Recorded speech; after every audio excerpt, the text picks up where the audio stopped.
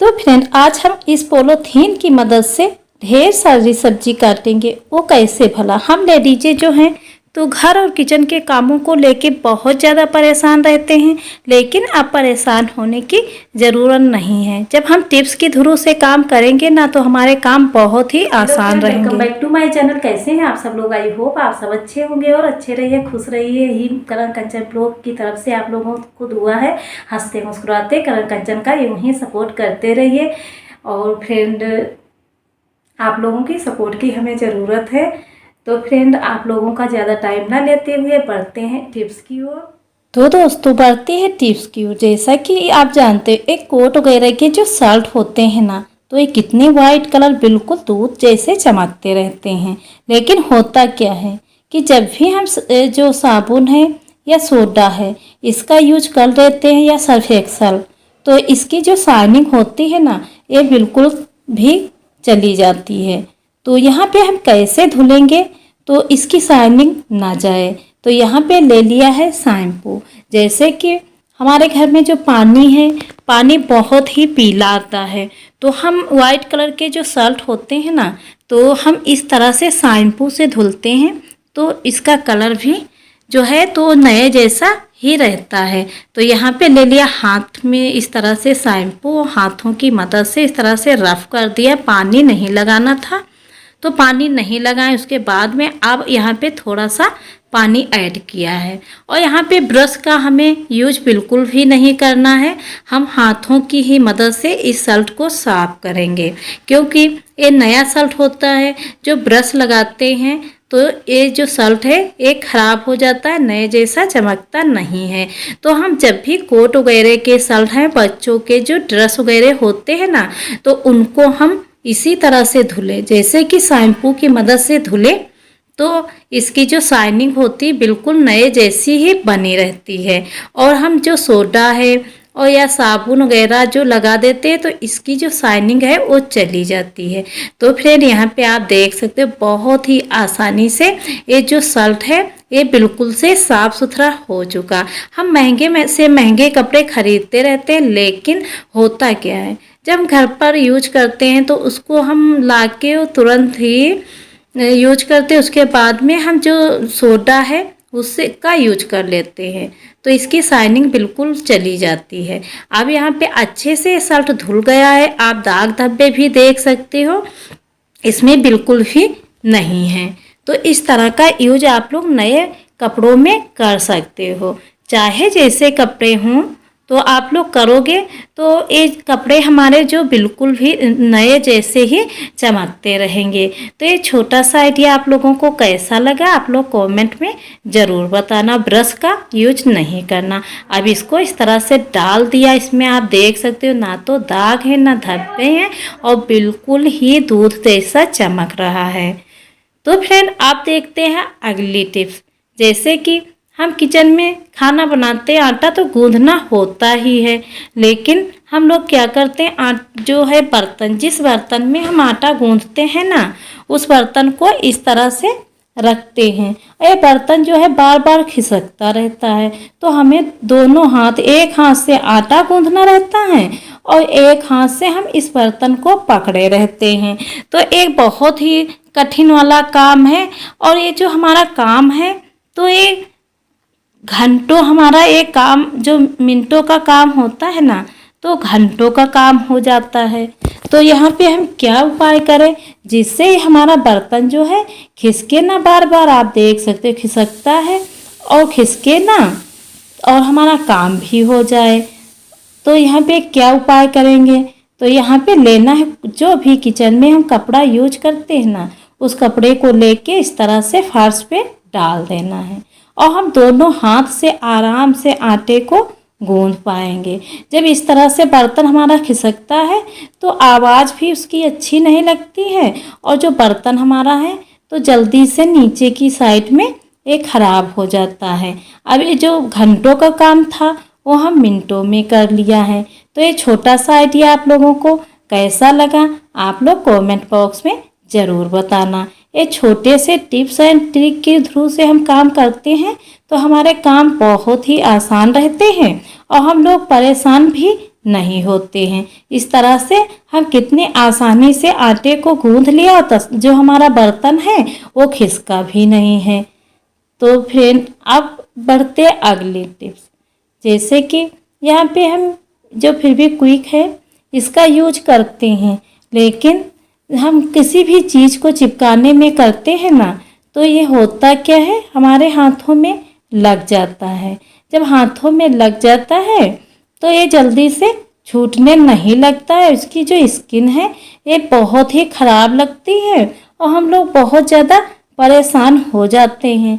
तो यहाँ पे हम कैसे छुड़ाएंगे तो ये हाथों में लगी जो फेविक्विक है ये जल्दी से छूट जाए। तो यहाँ पे करना क्या है, यहाँ पे लेना है जो नमक हम खाने में यूज करते हैं ना, उस नमक को लेके और अपने हाथों पे अच्छे से रफ करेंगे तो इसमें जो ये लगा हुआ है फेविक्विक ये जल्दी से साफ हो जाएगा। तो ये छोटी छोटी जो टिप्स एंड ट्रिक हैं बहुत ही कमाल की होती हैं। आप लोगों को अगर पसंद आती हैं तो आप लोग भी ट्राई करना।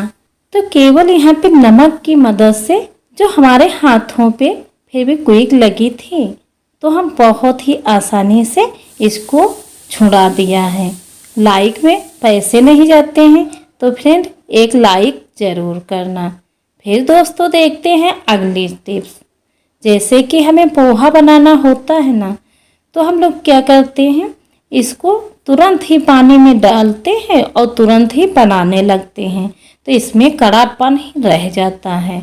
तो इस तरह से थोड़ा थोड़ा पानी लेके और इस जो पोहा है तो इसमें हल्का हल्का से सारे पोहे में आराम से हाथों की मदद से इस तरह से लगा देना है।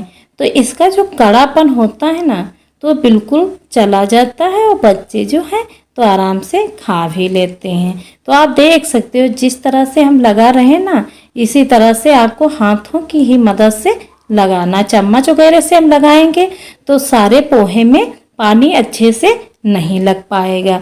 फिर फ्रेंड यहाँ पे जो हम इसको पोहे में पानी लगा के एक साइड रख दिया है 5 या 10 मिनट के लिए।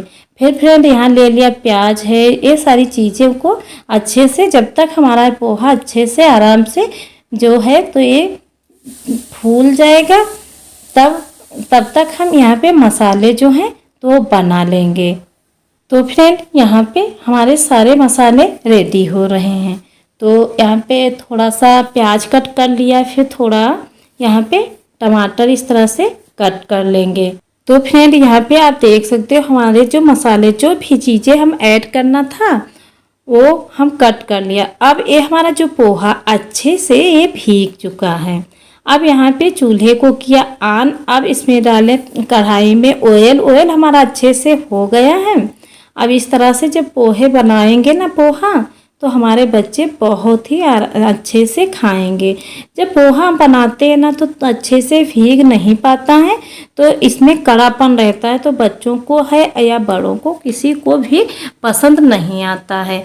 तो जब भी हम पोहे को बनाएं तो इसी तरह से हम अच्छे से हाथों की मदद से हम इसको चलाते जाएंगे और अच्छे से भीग जाएगा तो ये खाने में बहुत ही स्वादिष्ट लगेगा। तो यहाँ पे हमारे सारे मसाले पड़ चुके हैं। अब यहाँ पे ये मसाले जो हैं अच्छे से हो जाएं, उसके बाद में अपने स्वाद के अनुसार इसमें थोड़ा सा नमक ऐड करना है। तो यहाँ पे हमारे मसाले देखो अच्छे से हो गए हैं। फिर थोड़ी सी जो कूदी होती है ना मूंगफली की वो थोड़ी डाल दे। जो भी चीज़ें आप लोग चाहो, हरी पत्ती, धनिया, जो भी चीज़ें आपको पसंद हो वो सारी चीज़ें आप डाल सकते हो।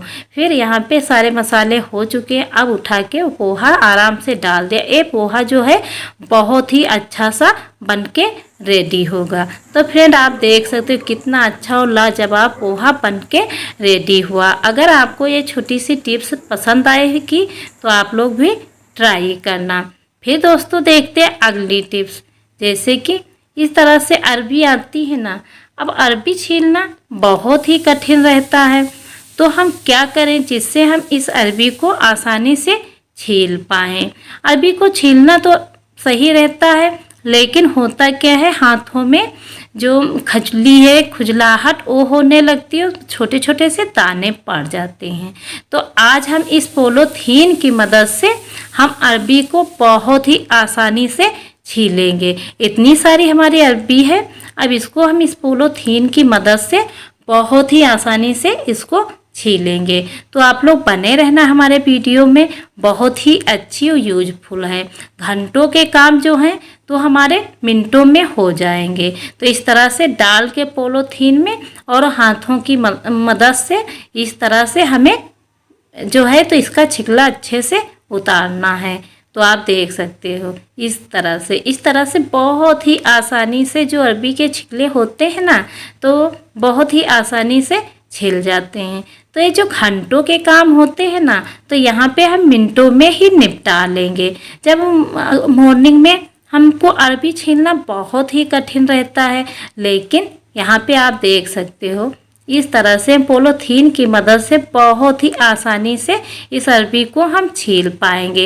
ये छोटा सा आइडिया आप लोगों को अगर पसंद आता है तो आप लोग भी ट्राई करना। इस तरह से हम चलाते रहेंगे, अरबी अच्छे से छिल के रेडी हो जाएगी। अब फ्रेंड आपको खोल के भी दिखाते हैं छिली है या नहीं छिली है। तो फ्रेंड यहाँ पे देखिए जितना भी छिकला है ना, वो छिकला सारा निकल चुका, क्योंकि इसमें लगी थी मिट्टी तो आप लोगों को दिख नहीं रहा है। इसको हम धुल के भी दिखाएंगे कितनी आसानी से छिल गई। और जिसमें नहीं छिली है ना, तो उसको आप छुरी की मदद से थोड़ा थोड़ा सा साफ कर लो। यहाँ पे छिकले हो गए अलग और भी हमारी अच्छे से छिल गई हैं। अब हम फ्रेंड आपको जो अरबी है तो इसको हम धुल के भी दिखाएंगे जो छिली है या नहीं। थोड़ा सा ये भीगी थी तो इतनी अच्छी नहीं छिली है, और जो सूखी होती ना तो बहुत ही आसानी से छिल जाती। तो ये घंटों को काम तो हमारा मिनटों में हो चुका है। तो छोटा सा आइडिया आप लोगों को अगर पसंद आता है तो आप लोग भी ट्राई। तो फ्रेंड यहाँ पे साफ करके दिखा रहे हैं एक पॉलीथीन की मदद से कितनी अच्छी से हम इस अरबी को छील पाए।